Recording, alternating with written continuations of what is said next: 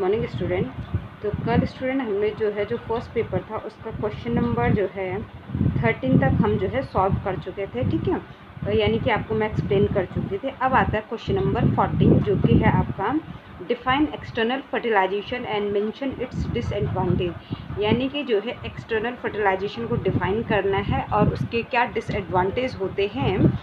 क्योंकि हमें पता है कि स्टूडेंट जो है फर्टिलाइजेशन दो तरीके का होता है ना, आपका एक्सटर्नल और इंटरनल। तो अगर एक्सटर्नल फर्टिलाइजेशन जो है हो रहा है तो उसका क्या डिसएडवांटेज है। ओके, तो सबसे पहले कि डिफ़ाइन करना हमें एक्सटर्नल फर्टिलाइजेशन का। तो एक्सटर्नल फर्टिलाइजेशन की डेफिनेशन क्या होती है student? The fertilization which occur outside of the female body is called external fertilization. यानी कि जो फर्टिलाइजेशन जो है फीमेल बॉडी के बाहर हो रहा है उसको कहते हैं एक्सटर्नल फर्टिलाइजेशन।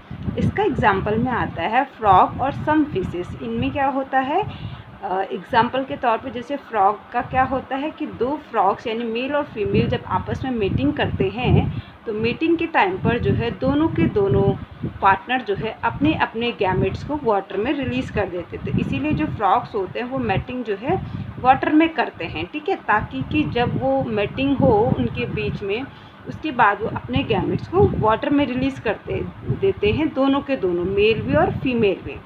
अब जो है वाटर में ये जो दोनों गैमेट्स हैं ये यहाँ फर्टिलाइज़ होते हैं, ठीक है। तो इसलिए जो है फीमेल बॉडी के अंदर नहीं हो रहा फर्टिलाइजेशन बल्कि फीमेल बॉडी के बाहर यानी कि वाटर में फर्टिलाइजेशन हो रहा है। इसी तरीके फिशेस में होता है, ठीक है। तो ये तो हो गई इसकी डेफिनेशन। एक्सटर्नल फर्टिलाइजेशन क्या कहा हमने? The fertilization that occur outside of the female body is called external fertilization. External fertilization का एग्जांपल हमने क्या बताया स्टूडेंट? हमको फ्रॉग और सम फिशेस जो है एक्सटर्नल फर्टिलाइजेशन का आपका एग्जांपल होते हैं, ठीक है। इसके बाद है इसके डिसएडवांटेज। यानी कि जो एक्सटर्नल फर्टिलाइजेशन है स्टूडेंट इसके कुछ डिसएडवांटेज होते हैं। तो इसके क्या डिसएडवांटेज होते हैं वो मैं आपको बता देती हूँ, ठीक है। तो आपको पता है कि फर्स्ट जो डिसएडवांटेज है इसका वो क्या है, ये आपका इधर, ठीक है, यहाँ पर कि यानी फर्स्ट डिसएडवांटेज है इसका कि eggs have less chance of fertilization. यानी कि आपको पता है कि जब गैमेट्स जो हैं वो वाटर में रिलीज़ हो रहे हैं तो वो जो बहुत कम चांसेस होंगे कि वो फर्टिलाइज़ हो सकते हैं, क्योंकि वो पानी के बहाव के साथ जो है कहीं भी जा सकते हैं, है ना। ऐसा तो नहीं है ना कि कोई पकड़कर उनको आपस में फर्टिलाइज़ करा रहा है, वो पानी पे डिपेंड होता है, ठीक है, कि हाँ पानी के साथ अगर दोनों करीब आ गए तो वो फर्टिलाइज़ हो जाएंगे और पानी के बहाव के साथ अगर वो अलग अलग डायरेक्शन में चले गए तो लेस चांस होता है तब फर्टिलाइजेशन का। तो पहला डिसएडवांटेज ये है कि जो एग्स होते हैं उनके पास जो है लेस चांसेस होता है फर्टिलाइजेशन होने का। This can lead to wastage of large number of eggs. इसलिए क्या होता है कि इसमें जो है एक्सटर्नल फर्टिलाइजेशन में जो है लार्ज नंबर ऑफ एग्स जो है वो क्या होते हैं, वेस्टेज होता है उनका। हालांकि जो है एक्सटर्नल फर्टिलाइजेशन जिनमें होता है ये लार्ज अमाउंट में जो है एग प्रोड्यूस करते हैं, लेकिन फिर भी जो है जैसे 1000 के नंबर में जो है ये एग प्रोड्यूस करते हैं, लेकिन 1000 के नंबर में जो है ये फर्टिलाइज नहीं होते हैं, ठीक है। बहुत कम ही जो है एग जो है वो जो है मेल गैमेट के साथ फर्टिलाइज हो पाता है। तो इसलिए क्या हो गया फर्स्ट डिसएडवांटेज कि फर्टिलाइजेशन के चांसेस बहुत कम है। उसके बाद जो है ज़्यादा से ज़्यादा जो है एग्स जो है वो क्या होते हैं, वेस्ट हो जाते हैं, ठीक है। सेकंड डिसएडवांटेज है स्टूडेंट इसका कि there is an absence of proper parental care of the offspring which result in low rate of survival of the progeny. Second क्या है कि अगर माना कि जो है फर्टिलाइजेशन हो भी गया, मतलब आपका जो है जो फ्रॉग है उसने 60,000 उसने एग प्रोड्यूस किए और उसमें जो है सिर्फ जो है कितने बचे, 100 जो है एग्स ही फर्टिलाइज़ हो पाए, ठीक है। अब उन 100 एग्स में जो फर्टिलाइज़ हुए तो जो ऑफस्प्रिंग बनेगी क्योंकि उनको पेरेंटल केयर नहीं मिलेगी, है ना, उनको जो फ्रॉग्स के जो बच्चे होते हैं उनको कोई पेरेंटल केयर नहीं मिलती है, ठीक है। तो क्या होगा कि जो पेरेंटल केयर की एब्सेंस के कारण जो ऑफस्प्रिंग होते हैं उनकी केयर नहीं हो पाती है, जिसकी वजह से क्या रिज़ल्ट मिलता है हमें कि जो सर्वाइवल रेट होता है प्रोजेनी का, प्रोजेनी मतलब जो बच्चे होते हैं, फ्रॉग के जो बच्चे होते हैं उनका बहुत कम सर्वाइवल रेट होता है। तो अब जैसे हमने कहा कि 100 एग्स फर्टिलाइज हुए थे, 100 में से अब जो है क्योंकि कोई पेरेंटल केयर उनको नहीं मिल पा रही है, तो उसमें से भी मुश्किल से आपके जो है 10, 15 या 20 फ्रॉग ही जो है क्या कर पाएंगे, सरवाइव कर पाएंगे। बाकी जो होंगे वो किसी ना किसी प्रे के द्वारा जो है उनका शिकार कर दिया जाएगा। ठीक है, तो ये है इसका डिसएडवांटेज। तो ये क्वेश्चन आई होप कि आपको क्लियर हो गया होगा। नेक्स्ट क्वेश्चन है स्टूडेंट आपका इसमें कि what is vegetative propagation, give 2 suitable examples. ठीक है, वेजिटेटिव प्रोपोगेशन क्या होता है और उसका हमें एग्जांपल पूछा गया कि इसका क्या एग्जांपल होता है। तो वेजिटेटिव प्रोपोगेशन क्या होता है स्टूडेंट, देखिए ये यहाँ पर, ठीक है, एक मिनट स्टूडेंट, ये सही से आ नहीं पा रहा। ये वेजिटेटिव प्रोपोगेशन क्या होता है student, in plants asexual reproduction is commonly known as vegetative propagation. यानी कि एनिमल्स में जिसको हम एसेक्सुअल रिप्रोडक्शन कहते हैं, प्लांट्स में उसको कॉमनली जो है वेजिटेटिव प्रोपोगेशन कहते हैं। It is the process of formation of new plant from detached vegetative parts of the parent plant. इसमें क्या होता है कि पेरेंट प्लांट से ही जो है कोई पार्ट जो है डिटैच करके उससे एक न्यू प्लांट जो है क्या किया जाता है, तैयार किया जाता है। These vegetative structures are called vegetative propagules. और जिस स्ट्रक्चर्स को, जैसे शुगर केन का हमने जिस स्ट्रक्चर्स को जो है यूज़ किया है न्यू प्लांट्स बनाने के लिए, उस स्ट्रक्चर्स को क्या कहेंगे, वेजिटेटिव प्रोपोग्यूल्स कहेंगे। जैसे हमारा पटेटो है, तो पटेटो का हम क्या करते हैं, पटेटो लेते हैं, पटेटो क्या हो गया, वेजिटेटिव प्रोपोग्यूल्स हो गए, क्योंकि जो पटेटो होते हैं उसमें जो बर्ड्स होती हैं उनसे जो है न्यू प्लांट्स अराइज होते हैं। तो जिस स्ट्रक्चर से जो है हम न्यू प्लांट्स ग्रो करते हैं उसको वेजिटेटिव प्रोपोग्यूल्स कहा जाता है। अब दूसरा पूछा हुआ स्टूडेंट इसके 2 एग्जाम्पल, तो आप इसके 2 एग्जाम्पल में जो है शुगर केन लिख सकते हो, बनाना लिख सकते हो, जिंजर लिख सकते हो, रोज़ लिख सकते हो, मैंगो लिख सकते हो। ठीक है, तो ये हो गया स्टूडेंट आपका वेजिटेटिव प्रोपोगेशन। ठीक है, नेक्स्ट क्वेश्चन है स्टूडेंट आपका इसमें, नेक्स्ट क्वेश्चन था स्टूडेंट आपका जो है क्या, write the differences between insect pollinated flower and wind pollinated flower। अब ये पूछ रहा है कि जो इंसेक्ट पॉलिनेटेड फ्लावर है और जो विंड पॉलिनेटेड फ्लावर है इनमें क्या डिफरेंसेस होता है। तो ये मैंने क्वेश्चंस में भी आपको कॉपी में भी लिखा रखा था, काफ़ी सिंपल था, बट एक बार जो है कुछ पॉइंट्स में बता देती हूँ। सबसे पहले जो है जो कौन सा होता है, इंसेक्ट पॉलिनेटेड फ्लावर्स होता है, क्योंकि इंसेक्ट पॉलिनेटेड फ्लावर है तो इंसेक्ट पॉलिनेटेड फ्लावर्स जो होते हैं वो क्या होते हैं, ब्राइट कलर के होते हैं और कलरफुल होते हैं। क्यों, क्योंकि वो इंसेक्ट को अट्रैक्ट करने के लिए जो है उनका कलरफुल होना ज़रूरी है, ताकि कि जो इंसेक्ट है वो उनके कलर की तरफ अट्रैक्ट हो। ठीक है, तो इसलिए जो है क्या हो गया, पहला पॉइंट्स कि जो इंसेक्ट पॉलिनेटेड फ्लावर्स होते हैं इनके जो पेटल्स होते हैं या इनके जो फ्लावर्स होते हैं ये कलरफुल होते हैं और ब्राइट होते हैं। ठीक है, दूसरी चीज़ जो होती है, जो विंड पॉलिनेटेड फ्लावर्स होते हैं तो ये कलरलेस होते हैं। ठीक है, क्योंकि इनमें कलर का कोई लेना देना नहीं है, ये विंड्स के ज़रिए जो है इनका डिस्पर्सल होता है, तो इसलिए ये जो है कलरलेस होते हैं। ठीक है, सेकंड चीज़ जो होती है आपका जो है इंसेक्ट पॉलिनेटेड फ्लावर में, इंसेक्ट पॉलिनेटेड फ्लावर्स में क्या होता है, इनमें फ्रेगनेंट होती है। फ्रेगनेंट मतलब एक स्मेल होती है, खुशबू होती है, जिसकी वजह से जो है इंसेक्ट इनकी तरफ अट्रैक्ट होते हैं। ठीक है, बट जो विंड पॉलिनेटेड फ्लावर्स होते हैं इनमें कोई फ्रेगनेंस नहीं होती है। ठीक है, उसके बाद नेक्स्ट है स्टूडेंट कि जो आपका जो है विंड पॉलिनेटेड फ्लावर्स होते हैं, विंड पॉलिनेटेड फ्लावर्स में जो है एंथर जो होते हैं ये क्या होते हैं,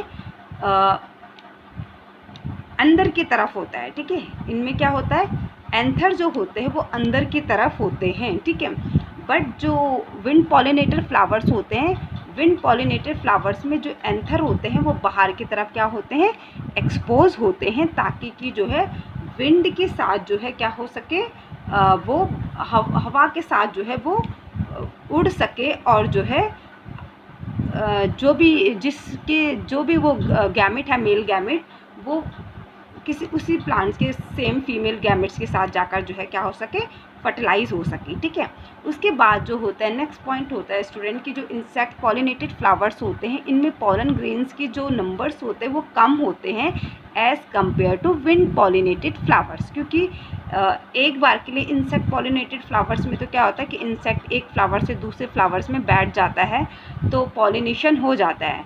बट विंड में क्या होता है कि विंड किस डायरेक्शन में जा रही है या पहुंच पा रहा है या नहीं पहुंच पा रहा है पॉलन ग्रेन्स, तो इसलिए जो है जो विंड पॉलिनेटेड फ्लावर्स होते हैं इनमें जो पॉलन ग्रेन्स होते हैं वो लार्ज नंबर में होते हैं। तो ये इसका जो है इन दोनों का जो है क्या है, डिफरेंसेस है स्टूडेंट। ठीक है, नेक्स्ट क्वेश्चन था स्टूडेंट आपका व्हाट इज डॉर्मेंसी। तो डॉर्मेंसी क्या होती है स्टूडेंट, तो डॉर्मेंसी का मतलब होता है कि जो सीड्स होते हैं वो क्या करते हैं, कुछ टाइम तक जो है डॉर्मेंसी शो करते हैं जब उन्हें कोई सुटेबल इन्वायरमेंट नहीं मिलता है। तो मैं एक प्रॉपर डेफिनेशन आपको इसमें बता देती हूँ। ठीक है, डॉर्मेंसी का मतलब क्या हो गया स्टूडेंट, ये आपका ये। ठीक है, डॉर्मेंसी का मतलब होता है student when metabolic activity of the embryo slow down, एक मिनट में इसको थोड़ा सा वो कर देते। ठीक है, आप क्लियर है, when metabolic activity of the embryo slow down and it may enter into a state of inactivity is called dormancy। ठीक है, यानी कि डोर्मेंसी क्या होता है कि जब जो एम्ब्रियो सीड के अंदर जो एम्ब्रियो होता है ना, सीड के अंदर तो एम्ब्रियो होता है ना स्टूडेंट, जो कि क्या करता है न्यू प्लांट में कन्वर्ट होता है।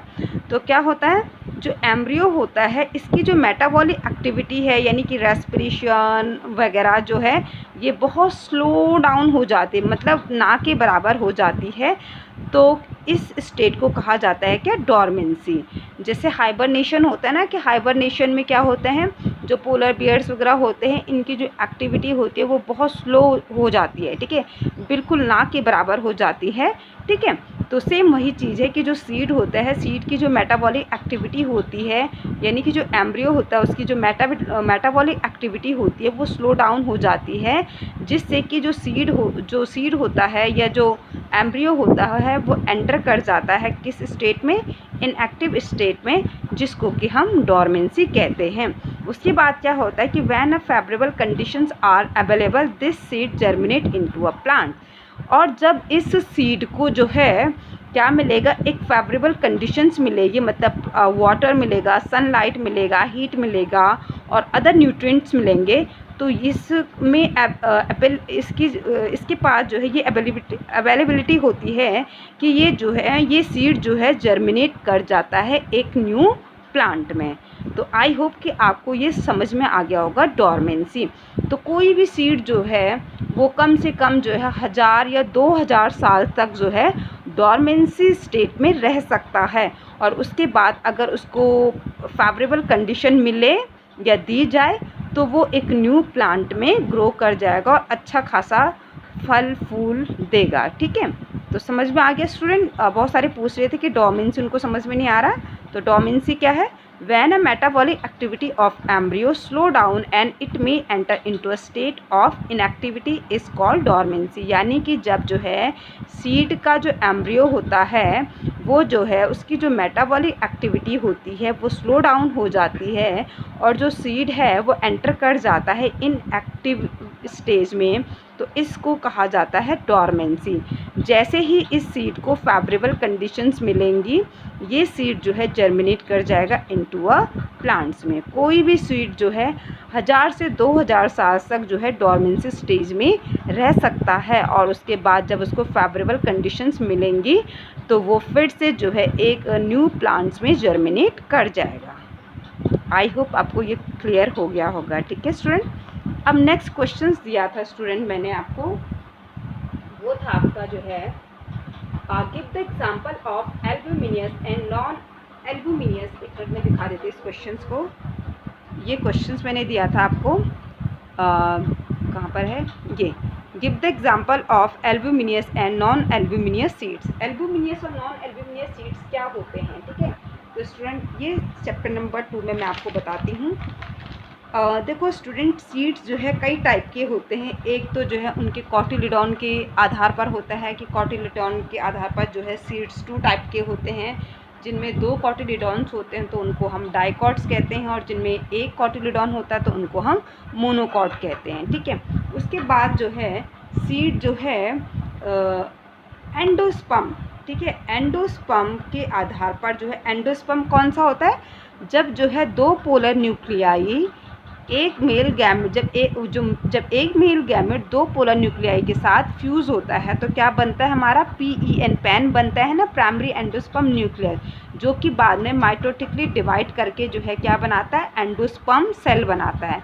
तो ये एंडोस्पर्म सेल जो होता है स्टूडेंट, ये क्यों बनता है एम्ब्रियो सेक के अंदर, एम्ब्रियो का जो डेवलपिंग एम्ब्रियो होगा उसका फूड, क्योंकि जो एम्ब्रियो होगा उसको न्यूट्रिशन चाहिए होगा, तो इसलिए जो है ये एंडोस्पर्म तैयार होता है पहले, और देन उसके बाद जो है जो जायगोट होता है वो माइटोटिकली डिवाइड करता है और एम्ब्रियो में डेवलप होता है। तो एम्ब्रियो के बनने से पहले एंडोस्पर्म बनता है, और ये एंडोस्पर्म क्या होता है स्टूडेंट, जो एम्ब्रियो होगा उसको न्यूट्रिशन प्रोवाइड कराएगा। तो कुछ सीड्स में ये एंडोस्पर्म बच जाता है और कुछ में ये नहीं बचता है। तो उसी के अकॉर्डिंग जो है सीड्स 2 टाइप्स के होते हैं। तो ऐसे सीड्स, ये आपको दिख रहा है, ऐसे सीड्स जिनमें कि एंडोस्पर्म प्रेजेंस है या एब्सेंस है, उनको क्या कहते हैं। तो एल्ब्यूमिनियस सीड्स का मतलब हो गया कि ऐसे सीड्स जिनमें कि जो है क्या है, एंडोस्पर्म रेजिड्यू बच जाता है, मतलब रिमेनिंग रहता है, यानी कि जो ये एम्ब्रियो है इसने पूरा ये एंडोस्पर्म नहीं खाया है, इसने कुछ छूट गया है, कुछ छोड़ दिया है, इसने सारा का सारा एंडोस्पर्म ये नहीं यूटिलाइज कर पाया, और कुछ एंडोस्पर्म इस सीड के अंदर बच गया है। तो ऐसे सीड को कहते हैं हम एल्ब्यूमिनियस सीड। ठीक है, तो एल्ब्यूमिनियस सीड का मतलब ऐसे सीड जिनके अंदर जो है जो एंडोस्पर्म है वो रिमेनिंग रहता है, वो बचा हुआ रहता है थोड़ी बहुत मात्रा में, तो इनको एल्ब्यूमिनियस सीड कहा जाता है। इसका एग्जाम्पल है आपका वीट, मेज, कोकोनट। ठीक है, तो ये आपका एग्जाम्पल हो गया वीट, मेज और कोकोनट। ठीक है, तो क्या है आपके ये मोनोकॉट वाले एग्जाम्पल। ठीक है, उसके बाद सेकंड आता है कि नॉन एल्ब्यूमिनियस सीड जो है, नॉन एल्ब्यूमिनियस सीड्स का मतलब ऐसे सीड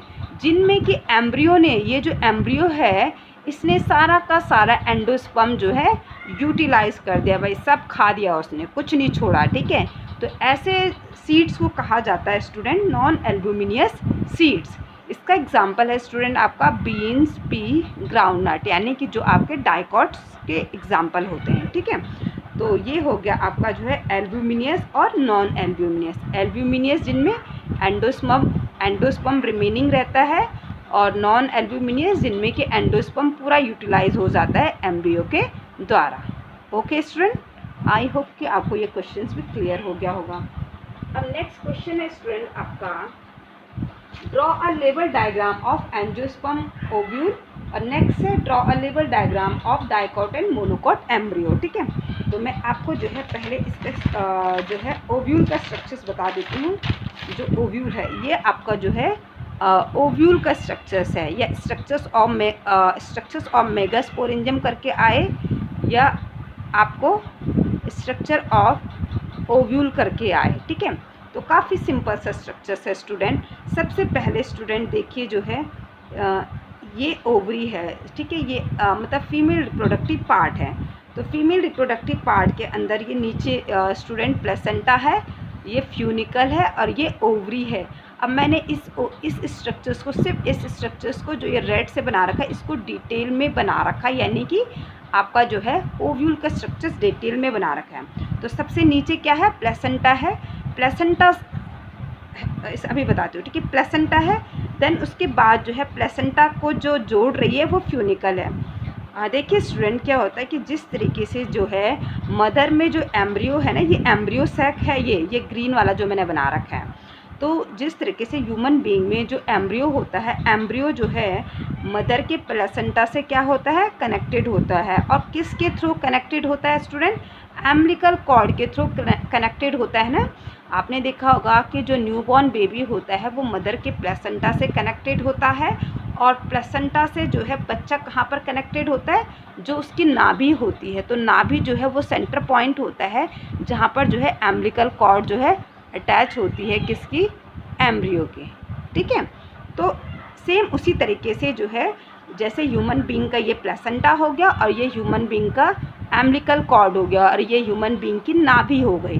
तो सेम वही इसमें क्या है, इस प्लांट के अंदर क्या होता है, फ्लावर के अंदर ये प्लेसेंटा है, लेकिन एम्बिलिकल कॉर्ड की जगह पर इसको हम फ्यूनिकल कहते हैं। क्या कहते हैं स्टूडेंट, फ्यूनिकल कहते हैं। ये सेम एम्बिलिकल कॉर्ड की तरह काम करती है, और वो जंक्शन जहाँ पर की जो है नाभि होती है, उसी तरीके से यहाँ पर भी एक जंक्शन होता है जिसको क्या कहा जाता है, हीलम कहा जाता है। ठीक है, तो ये हीलम होती है। ठीक है, उसके बाद स्टूडेंट जो है इस एम्ब्रियो सैक को कवर करने के लिए जो है 2 प्रोटेक्टिव लेयर होती है जिनको कि क्या कहा जाता है, इंटेगुमेंट्स कहा जाता है। बाहर वाली जो होती है स्टूडेंट, इसको जो है आउटर इंटेगुमेंट कहा जाएगा, और जो अंदर वाली है इसको इनर इंटेगुमेंट कहा जाएगा। ठीक है, तो बाहर वाली आउटर इंटेगुमेंट और अंदर वाली इनर इंटेगुमेंट कहा जाता है। उसके बाद स्टूडेंट आपका जो है ये वाला साइड, ठीक है, ये जो है जहाँ पर जो है आप देख रहे होंगे कि ये इंटेगुमेंट की जो कवरिंग है ये पूरी नहीं है, एक जगह पर जो है ये ओपन है। तो जहाँ पर ये ओपन होता है इंटेगुमेंट की, जहाँ पर कवरिंग नहीं होती है, इस एंड को कहा जाता है स्टूडेंट माइक्रोपाइल एंड कहा जाता है। इसको क्या कहा जाता है स्टूडेंट, माइक्रोपाइल एंड कहा जाता है। और मैंने क्या कहा था पिछले लेक्चर में कि माइक्रोपाइल एंड की साइड में ही एग होता है। तो ये रेड कलर का जो मैंने बना रखा है ये एग सेल है। ओके, और माइक्रोपाइल के जस्ट अपोजिट में जो एंड होता है उसको चैलेजा एंड कहा जाता है। क्या कहा जाता है स्टूडेंट, चैलेजा एंड कहा जाता है। ठीक है, और ये बीच में जो है ये एम्ब्रियो सैक के ये साइड में क्या है, न्यूसेलस है, जो कि इसको क्या करेगा, जो एग सेल्स है उनको जो है न्यूट्रिशन, मतलब जो ये आपका जो है न्यूसेलस होता है, ये क्या करता है, जो मेगास्पोर मदर सेल्स होती है उनको जो है न्यूट्रिशन प्रोवाइड कराने का काम करता है। ठीक है, क्योंकि हमें पता है कि जो मेगास्पोर मदर सेल्स होती है वही माइटोसिस और मियोसिस डिवीजन करके जो है एग सेल्स, पोलर सेल्स, आपका जो है सिनर्जिड सेल्स और एंटीपोडल सेल्स बनाती हैं। ठीक है, तो आई होप कि आपको ये डायग्राम भी क्लियर हो गया होगा। ठीक है स्टूडेंट, उसके बाद आता है आपका लास्ट जो था पेपर का डाइकॉट और मोनोकॉट का स्ट्रक्चर्स। ठीक है, तो ये डाइकॉट एम्ब्रियो का स्ट्रक्चर्स है स्टूडेंट आपका। ठीक है, ये जो है क्या होते हैं स्टूडेंट डाइकॉट में, क्योंकि 2 कॉटिलिडॉन्स होते हैं तो ये क्या हो गए, इसके कॉटिलिडॉन हो गए। ठीक है स्टूडेंट, उसके बाद जो है ये बीच में जो है ये वाला जो स्ट्रक्चर्स है जो हमने ये बना रखा है पर्पल कलर से, इसको सस्पेंसर कहा जाता है। सस्पेंसर का क्या काम होता है स्टूडेंट, कि ये जो है एम्ब्रियो को जो है, ये जो एम्ब्रियो है ना, इसको जो है क्या करता है, एक सपोर्ट देता है। तो जो सस्पेंसर होता है, सस्पेंसर से ही जो है ये एम्ब्रियो लटका हुआ होता है। ठीक है, ये बीच में एम्ब्रियोनल एक्सिस होती है। ठीक है, तो एम्ब्रियोनल एक्सिस के जो है ऊपर की साइड जो होता है हाइपोकोटाइल होता है, और हाइपोकोटाइल के लास्ट में जो स्ट्रक्चर्स होता है इसको रेडिकल कहा जाता है। और रेडिकल कौन सा स्ट्रक्चर्स होता है एम्ब्रियो का, जो कि रूट सिस्टम तैयार करता है, या जो रूट सिस्टम में डेवलप हो जाता है, यानी कि जो रूट्स का फॉर्मेशन करता है। ओके, और रेडिकल के जस्ट अपोजिट में जो है क्या होता है आपका, या हाइपोकोटाइल के जस्ट अपोजिट में आपका क्या होता है, इपिकोटाइल होता है। और इपिकोटाइल के लास्ट में आपका जो है ये जो स्ट्रक्चर्स होता है ये क्या होता है, प्लूम्यूल होता है। अब प्लूम्यूल स्टूडेंट आपको पता होगा कि प्लूम्यूल का क्या काम है, प्लूम्यूल जो होता है ये सूट सिस्टम में डेवलप हो जाता है। तो यानी प्लूम्यूल का काम है सूट सिस्टम को